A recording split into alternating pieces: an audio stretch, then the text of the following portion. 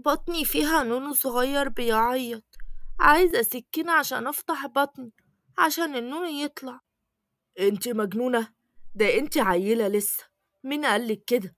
انتي جبت الكلام ده منين؟ عمو اللي كان بياخدني على السطح هو اللي قال لي كده، وقال لي اتكلمي. هو مين عمو ده؟ عمو ده لما البنات ما كانوش بيرضوا يدوني العروسة بتاعتهم ألعب بيها، قال لي تعالي معايا على السطح وانا هجيبلك احلى عروسة. وبعدين سكتت شوية. بس انا بطني وجعاني قوي، النونو عايز يطلع. وبعدين حصل ايه؟ انطقي، ده انت ليلتك سودا. وانا مالي يا عمو، ده هو السبب. والله انا طلعت معاه على السطح وقلت له فين العروسة، قال لي انا هجيبلك نونة بتعيط وبتتكلم احسن من العروسة.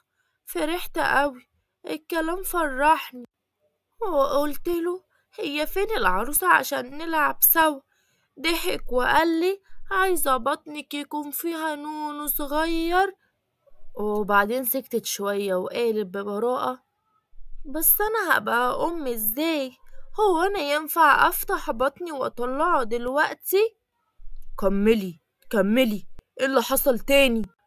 بس القطر كان وصل وهي بيقول لي تعالي نطلع على السطح هديكي حاجة حلوة. وكنا بنطلع فوق ولسه بتكمل كلامها للأسف. يا عمو هو ده اللي انا بقولك عليه. الشاب بص وراه عشان يشوف مين الراجل ده، بس اتصدم لأنه طلع يعرفه، ويعرفه جامد أوي للأسف. طلع أبوه. لف تاني ملقاش البنت. والموقف ده حصل في محطة القطر، يعني الناس كتير. فضل يدور عليها ويبص يمين وشمال، لكن للأسف اختفت من قدامه. ده شهاب، فرحه النهاردة.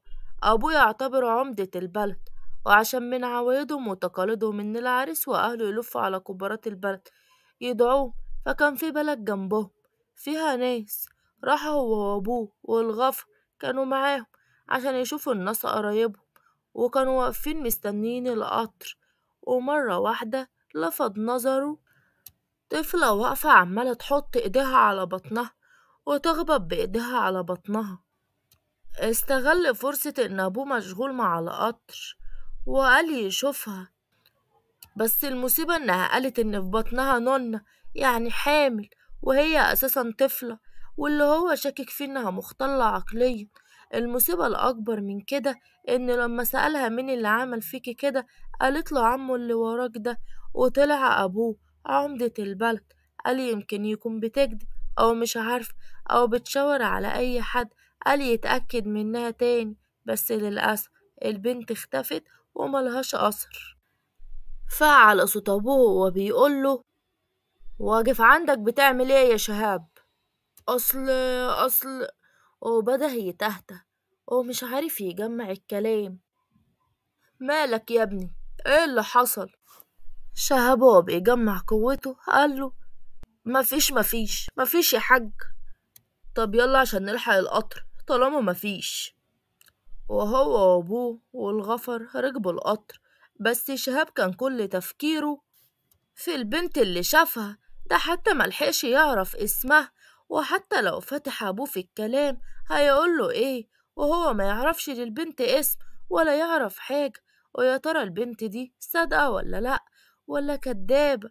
في مكان تاني بقى، واحدة لابسة فستان فرح أبيض عمالة تعيط على السرير وبتصوت وبتقول: انا مش عايزه اعيش، انا هعمل اي حاجه في نفسي قبل ما شهاب يكتشف ان انا مش بنت، وساعتها يخلص عليا.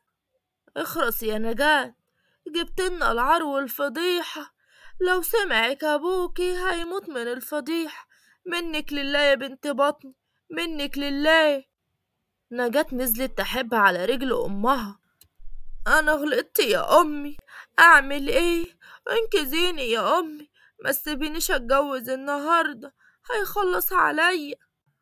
أمها زقتها بعيد برجليها وقالت لها يا ريتها يخلص عليكي بس، يا ريت على الموت، الفضيحة اللي في البلد اللي هتفضل عار علينا العمر كله. خرجت أم نجاة من الأوضة خرجت أم نجاة من الأوضة هي بتقول استرها علينا يا رب، يا رب استرنا. دي بقى نجاة المفروض دخلتها النهاردة على شهاب، بس للأسف زي ما احنا شفنا قدامنا. أم نجاة فضلت قاعدة تفكر وتشوف حل، بس فاقت على صوت الباب وهو بيخبط. أنا جعانة أوي يا خالة، أنا والعيل اللي في بطني، عندكم فرح فوزية؟ ادخلي يا بت، انت كنت فين؟ أنا جعانة أوي الأول، أكليني وبعدين أحكيلك عمو اللي انتي بعتيني عنده عمل فيا ايه. بس فوزية لاحظت من الباب إن جوزها جاي ومعاه ناس، فخدت فيروز ودخلت على المطبخ. اقعدي كلي هنا على جنب لما أعمل شاي للناس، وبعدين أفهم منك ايه اللي حصل. محدش كان عارف ايه اللي في دماغ فوزية. عملت الشاي ولقت بنتها بتنادي عليها خدي يا فيروز طلعي الشاي. وفعلا فيروز خدت الشاي وطلعته، بس أول ما طلعت عند الضيوف صرخت والصينية وقعت من ايديها وفضلت تصرخ.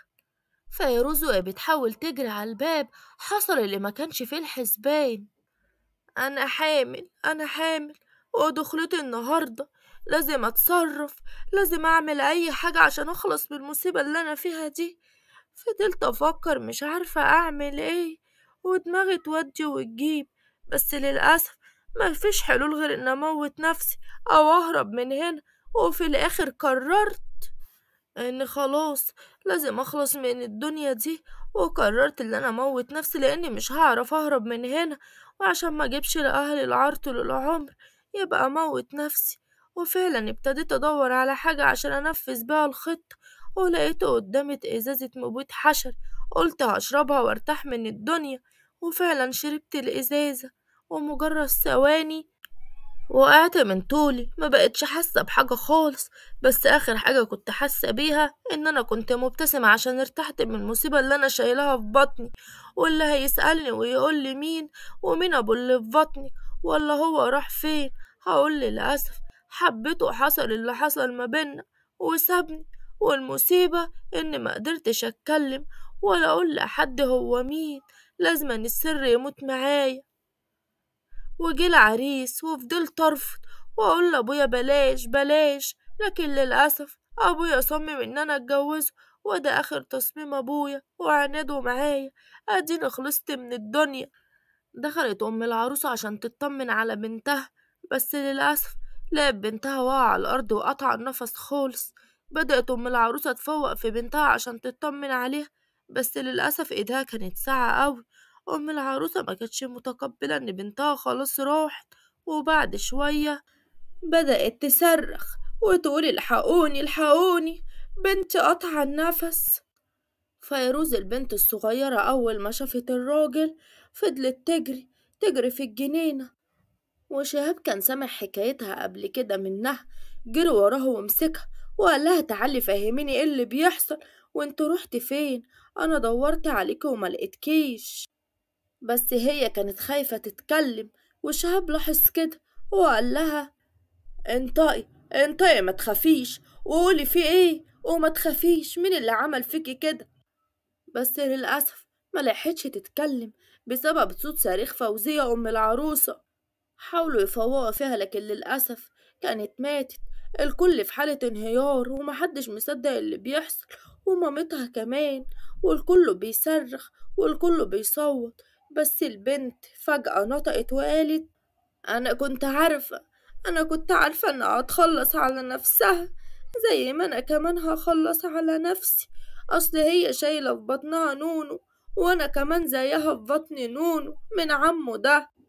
وهي بتشاور على أبو العريس وعمالة تقول إن هو ده.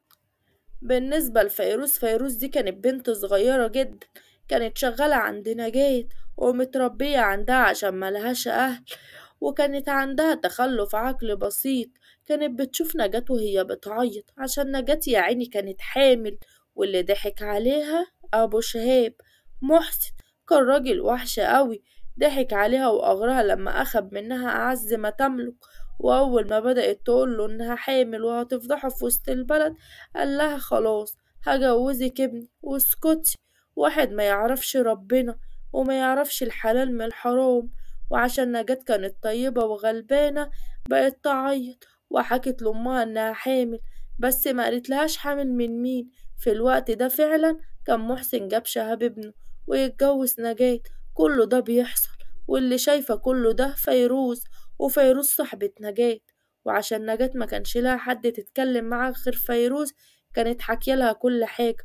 وقالت لها إن هي مرة كانت بتلعب في الشارع، ومحسن قال لها تعالي معايا على السطوح أوريكي حاجة. وحصل اللي حصل واعتدى عليها، وهي حاليا حامل، وباباها لو عرف هيخلص عليها. فضلت تعيط على كده يا عيني، وكل ما فرحها يا وشهاب يقرب تحزن أكتر وأكتر. فيروز كانت طفلة ما تعرفش تعمل ايه، بس عشان عقل أطفال راقبت شهاب مرة وهو في البلد، ومشيت وراه لحد محطة القطر، ووقفت كلمته وحكت له اللي حصل مع نجاة، بس كأنه حصل معاها هي. لما جت حكت له كل حاجة، وقالت له في بطن نونو، وإن السبب عمه اللي وراك ده كان قصدها على نجاة، وإن السبب في أبوه. بس للأسف شهاب ما فهمش، وكان صعب جدا إن هو يفهمها لأن الكلام ما كانش واضح. وللأسف نجاة خلصت على نفسها ومات السر معاها، ومحدش يعرف بيه غير فيروز إلا لما حكت واتكلمت، ومحدش صدقها. ومحسن ما صدق إن نجاة خلصت على نفسها، وخد شهاب ابنه ورجع على البلد جري عشان يداري على فضيحته. ونجاة ماتت واتدفن السر معاها، وقالوا إن هي ماتت بسبب ضربات قلبية زيادة، إن كان عندها القلب. قالوا كده في وسط البلد عشان يغطوا على فضيحتهم. أمها ما اتكلمتش ولا قالت حاجة، أصلها تفضح بنتها بعد ما ماتت يا عيني. وكله سكت والموضوع خلص.